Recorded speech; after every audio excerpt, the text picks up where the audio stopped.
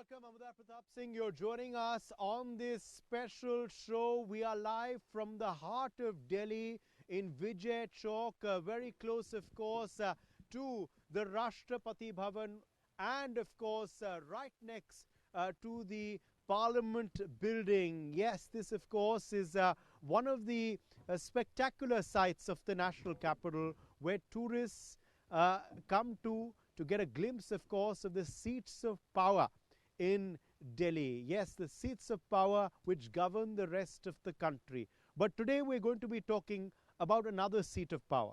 The seat of power which governs the national capital itself, the Delhi Vidhan Sabha. Because the Delhi Vidhan Sabha is all set to be elected tomorrow. Voting has taken place and now all eyes, of course, on the results. We are going to be seeing whether it is going to be the Aam Aadmi Party which is going to spring yet another comeback in the national capital. Will it be the Bharatiya Janata Party who will win this time around, springing an upset? They haven't been in power for many, many years in Delhi. Or will it be the Congress Party? The Congress Party which was in power for 15 years before, of course, Sheila Dikshit was ousted by the incumbent Arvind Kejriwal's government. All eyes, of course, on the EVMs tomorrow, which will begin to be open at 8 a.m. But for now, let's quickly introduce our guests who are going to be joining us today. We have Dr. Vijay Kheda, leader of the BJP, live with us. We have Nikhil Jain, political analyst, joining us live. We have Naveen Dubey, political analyst, also live with us. Also with us is Joyita Basu, editor, The Sunday Guardian. So let me begin with you first, Joyita, with the first big question.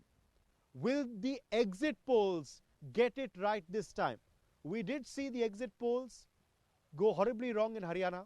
We did see some exit polls go wrong in Maharashtra. Some go wrong in Jharkhand too. They got the gist in the Lok Sabha polls, but perhaps not the numbers. This time around, most exit poll agencies have predicted a comeback for the BJP in Delhi. A surprise upset for the AAP. In fact, some are saying it is going to be a decimation for them. Some are saying it's going to be close, but overwhelmingly, I think almost 11 out of 13 or 10 out of 12 agencies are predicting the BJP's win in Delhi. 2 are predicting a win for the Aam Aadmi Party. Will the exit polls get it right, Joyita? First take to you. Well, Uday, I think that's the trickiest question possible because, exit polls have been going here and there everywhere for that matter. If you look at what has been happening for almost a year now, they have been getting so many elections wrong. But yes, except for 1 or 2 polls in the Lok Sabha elections, everybody got the direction wrong. But ever since the direction we have been, the exit polls have been kind of getting it right. But for example, in Maharashtra, we were told that it's going to be a very close fight. But eventually it did not become a close fight. So no, I'm not going to stick my neck out and say yes, that the exit polls are going to be right. But at the same time, I'm very surprised. Because even a month back, if someone told me that there is a possibility of BJP coming to power in Delhi, I would have been surprised. But it seems, I got the first inkling that something may not be right for AAP when some people I know, they started saying no, things are not okay with AAP. And some AAP people also said no, things were a little tough for them. So at that time, it seemed that something is going on in Delhi. But you are right, we will know only tomorrow. Will the exit polls be proven correct, Nikhil Jain, or will they get it wrong? What's your sense? What's happening in Delhi? Do you believe what the pollsters have predicted for the national capital, or do you believe it's going to be something totally different? Also, Nikhil, the big question I think in everyone's mind is, how is the Congress Party going to do? Because the Congress's performance, I think, directly affects the Aam Aadmi Party's performance. Many analysts say if the Congress's vote share increases, in fact if they cross 5%, then perhaps we could see a BJP victory in Delhi.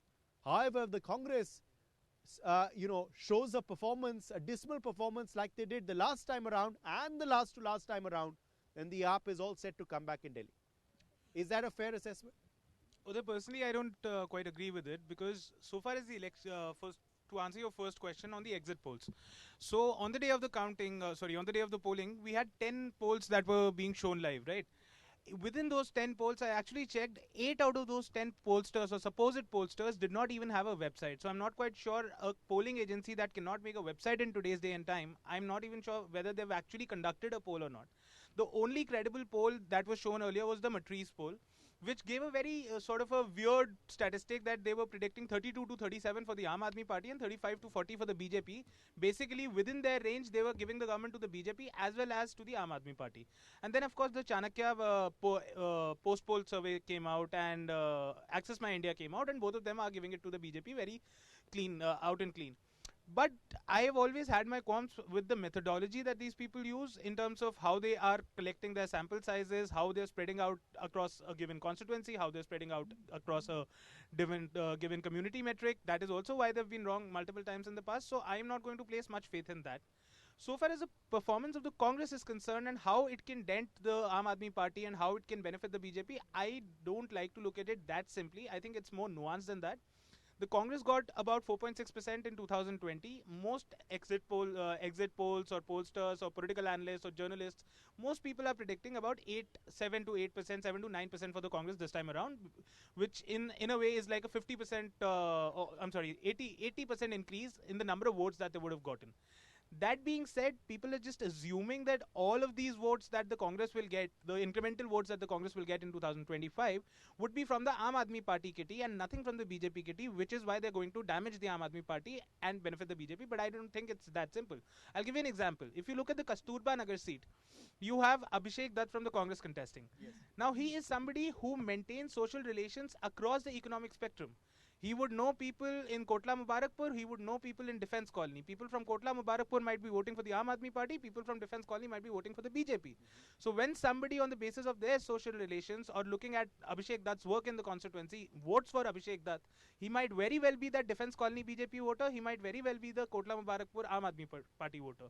And there are a number of seats like that. You look at Badli. I don't think Devinder Yadav is only going to take the Aam Aadmi Party candidates' votes.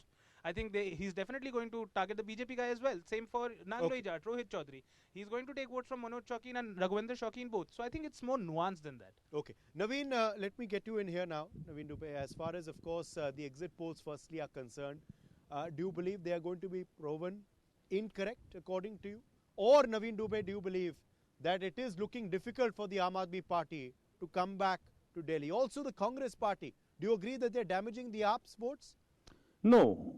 Uday, I am not agree with any kind of this exit polls because there are some few hours left to be in exact poll.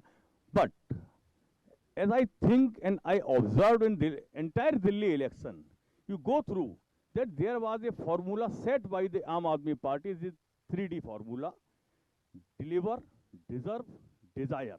And this formula was quite applicable and applied in entire Delhi. Because there was a commitment from BJP side that Modi ki guarantee and this thing, that thing, they are paying 2,100, we will pay 2,500. So many commitments are was there in the election. But always you see who delivered will always be a winning situation.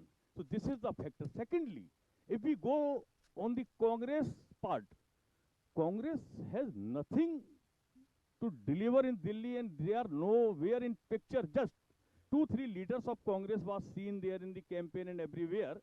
Might be their vote percentage may be increased by 1 or 1.5%, not more than that. It is going to hike because the light always knows that to whom they have to support and which government they require.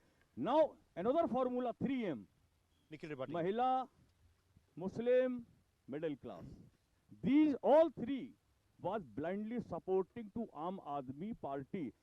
In place of this, besides this, poor people's lower middle class, auto class, taxi drivers class, everybody was in favor of Aam Aadmi Party. Then how I can rely on this exit poll? That the exit poll, tomorrow result will remain same as the exit poll. It will be 100% reverse of the exit poll.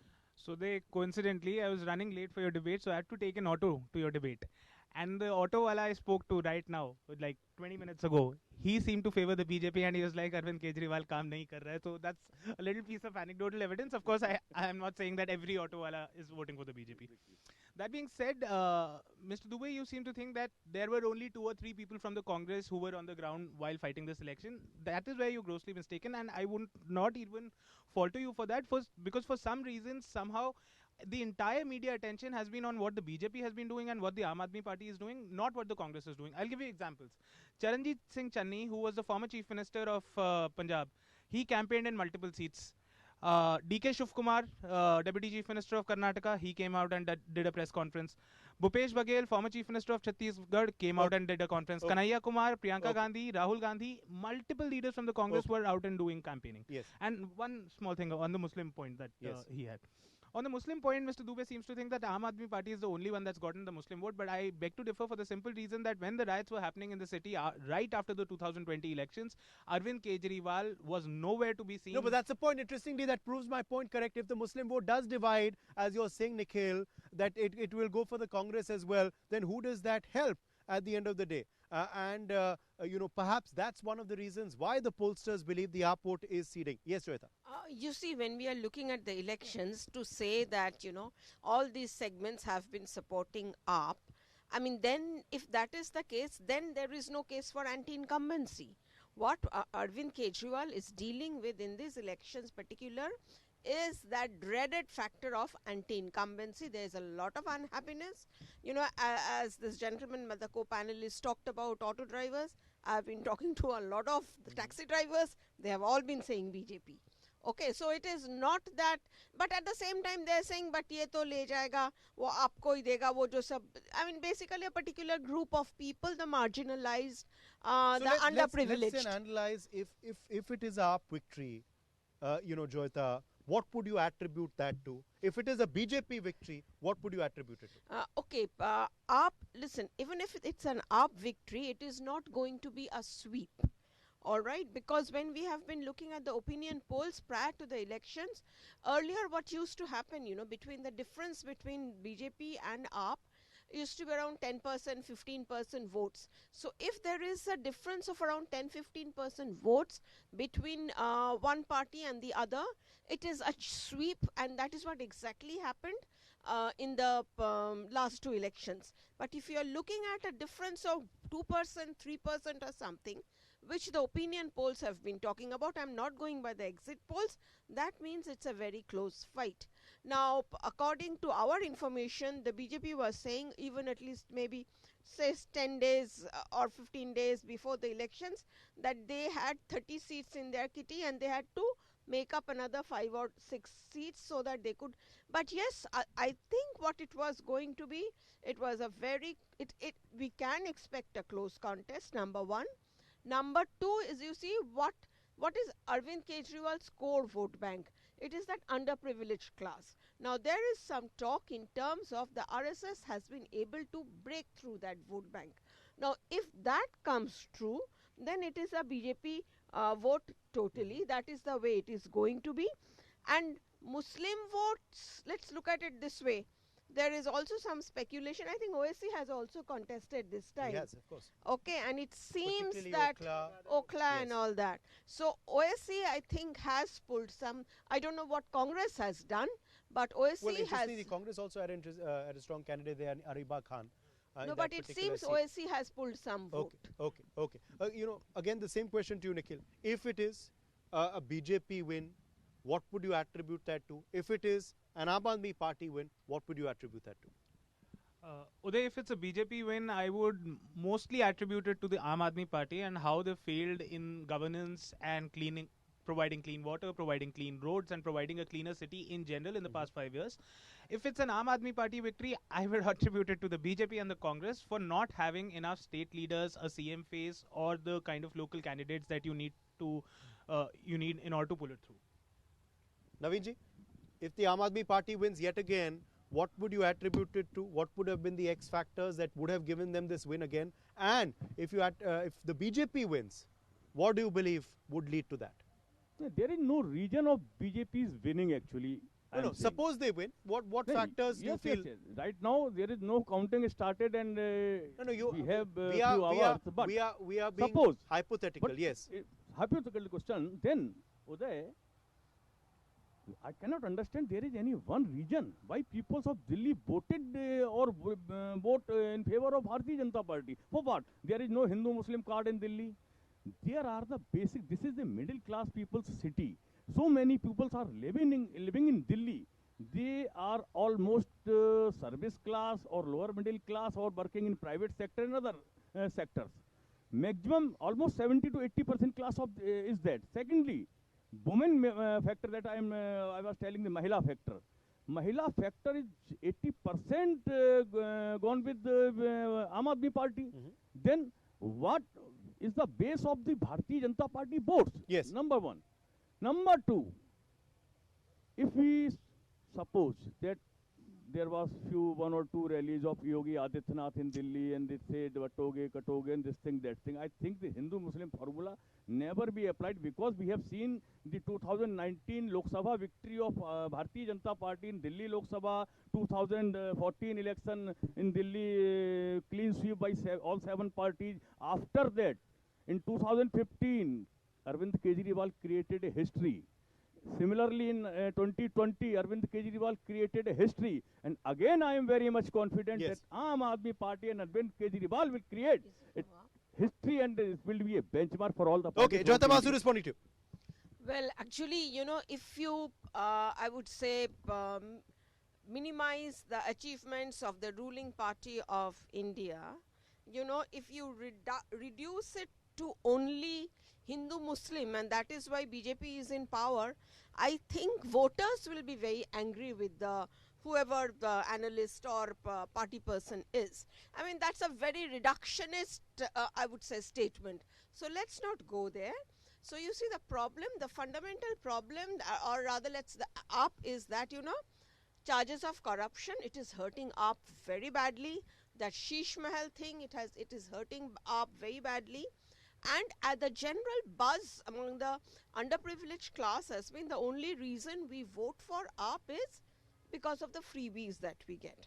Now, the minute the BJP starts saying that, yes, of course, AAP has been kind of going around telling the underprivileged, particularly the underprivileged people, that they are going to remove all the freebies. So, but finally, the Prime Minister, I think that was catching hold of that people were listening to it.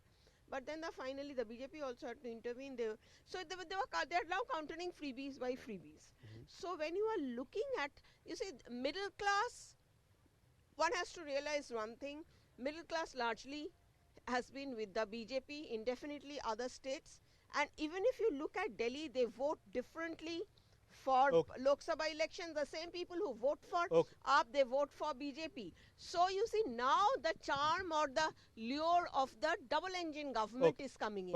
Okay. Yes.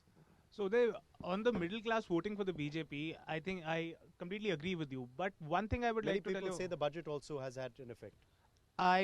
Again, it definitely would have had an impact in the way the middle class is going to vote for the BJP. But I'll give you some important statistical point. In 2020, there was a survey done across 20 lakh households, 20.5 lakh households, covering 1 crore 2 lakh people just within Delhi. So that is essentially like 50 to 60% of Delhi's population.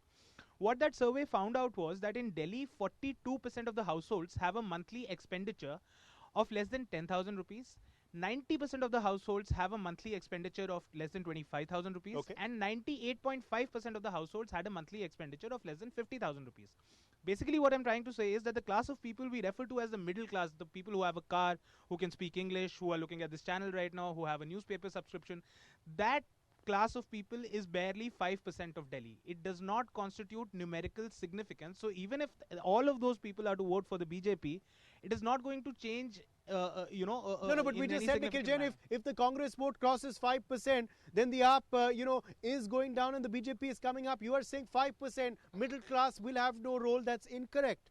No, I'm saying 5% is a big voting chunk. No, I am saying they will definitely have a role, but the kind of election turning role that I don't expect the middle class. Let's now talk another hypothetical. Can I make a quick point here? The minute you are classifying households with cars as middle class and you are saying the others are not, I think there is a basic flaw over there. I'm talking about monthly expenditure. Yeah, 90% of households in Delhi have a monthly expenditure of less than 25,000 rupees. So you see, I mean, that is also, I mean, this middle class is a very broad spectrum. There's right from the upper middle class to the lower middle class, and then you go to the underprivileged. Okay, so I would not classify it, only 5% as middle class. Okay, Joyita, now let's address another hypothetical question. Suppose the BJP were to win. Who could be a possible chief ministerial face? If it's the Aam Aadmi Party, is it a given that it's going to be Arvind Kejriwal once again? Or could now legal advice prevent Arvind Kejriwal from becoming CM if the AAP wins again? Yeah, he cannot be CM. Simple as that, because he is right now out on bail, so he cannot be CM. Can he? I don't think so. Maybe they will have to really put all legal aspects together. He can. Legally, he can be the CM again. Whether he should be politically or not, that's a debatable but then thing. He but never legally, cared he for can. You believe because of the conditions? Yeah, because of the conditions, signing on he files should not. and whatnot, he should. Yeah, because there are those conditions. It's unlikely. It is unlikely. So then who will be CM if the AAP wins? Well, Atishi it has again. to be Atishi. Okay. Number. What about the BJP? I think the buzz is about Parvesh Verma, but for that he will have to defeat Arvind Kejriwal. We don't know whether that's happening, but yes, there are reports that Kejriwal is not doing too well in New Delhi constituency. That he might scrape through, of course, but barely. Who are possible other contenders?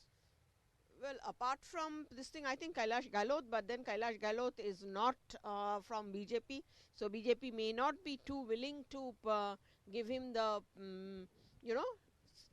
the chair.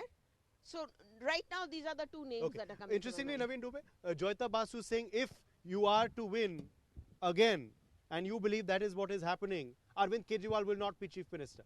Definitely Arvind Kejriwal. She believes that legalities will not allow him to. Nothing, no legality. देखिए ऐसा there is a legality allow कर देगा. There is an order of Supreme Court. That order can be removed. That's not the big issue. Even Supreme Court asked you want to visit the CM office.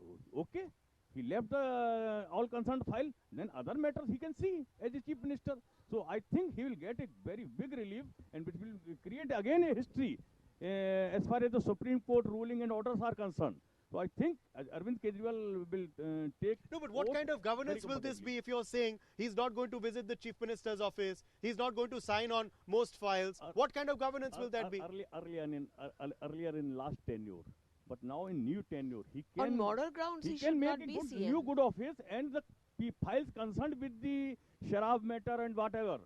They can keep it in their custody, or they can take that office in their custody. They can operate from the new office. But what about Atishi? She's dropped then. No, Atishi will be the minister of with other portfolio. Doesn't matter. But I want to say one thing more.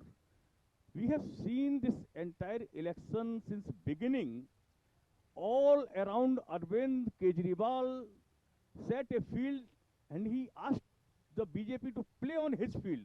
And in our UP and our Purvanchal area, this is a simple tradition. जिसकी field उसकी shield. और ये हुआ है दिल्ली के अंदर. मैं आपको बता दूं. अरविंद केजरीवाल ने चाहे even it is the matter of corruption, Jento, you were telling. I tell you one thing. There is a very small allegation framed by BJP on Arvind Kejriwal, Satyen Jain, Manish Sisodia, Sanjay Singh and all, etc. Yes. What about Narendra Modi ji framed a charge on Ajit Pawar with 70,000 crore scam? What happened? Now they are shaking hand with BJP. What about Ashok Chauhan? So this all types of the allegations and charges framed by BJP are you're saying the BJP is being selective. All right. You're saying the BJP is being selective when it suits them. They forget corruption charges when it suits them. They remember certain corruption charges. Fair enough. All right. I'm taking a very short break at this point. After the break, we continue this special coverage. We are here at this very, very grand setting in the heart of the national capital. We are, of course, surrounded by beauty. This is, amazing architecture. This is something, of course, that even the world looks at India with pride for. These things that you can see all around me. But we are today not talking about anything aesthetically beautiful. We're talking only about politically beautiful things. Yes, the Delhi election results are going to be declared very, very soon. What about now? The big charges of corruption, of poaching that have been made. All of that after this short break. Don't go anywhere.